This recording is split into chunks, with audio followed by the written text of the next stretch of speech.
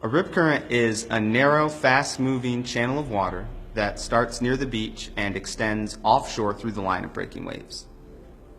If you do get caught in a rip current, the best thing you can do is stay calm. It's not going to pull you underwater, it's just going to pull you away from shore. Call and wave for help. You want to float, and you don't want to swim back to shore against the rip current because it'll just tire you out. You want to swim out of the rip, parallel to shore along the beach, and then follow breaking waves back to shore at an angle. When you first get to the beach, the best thing you can do is swim near a lifeguard. And then if you have questions about if the conditions are hazardous or not, ask a lifeguard.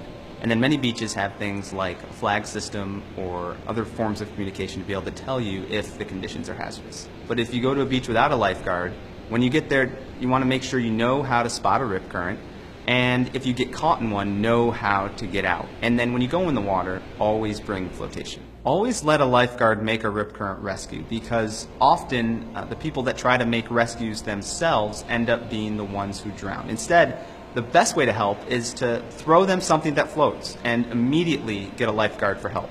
Spotting a rip current can be difficult and it really needs some practice, but when you go to the beach, start off by staying back from the water. Rip currents are easier to see at an elevated position like a dune line or beach access, and then look for places where waves aren't breaking, so flat spots in the line of breaking waves.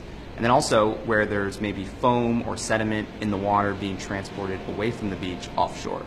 Before you go to the beach, always check your local beach conditions. Look at the wave forecast. If you have waves 2 to 3 feet high or greater, you could have strong rip currents. And then look to see if there's a hazardous rip current statement for your local beach. And then always check the tide as well. So rip currents often occur at low tide, and so if you're going to the beach during a period of low tide, just be mindful that strong rip currents could occur. People often misunderstand and think that rip currents only occur during bad weather days at the beach, but actually you can have strong rip currents with sunny days and waves of only about 2 to 3 feet high. And the reason for that is that rip currents aren't really caused by the weather, they're caused by the waves and other factors like the tide and the shape of the bottom.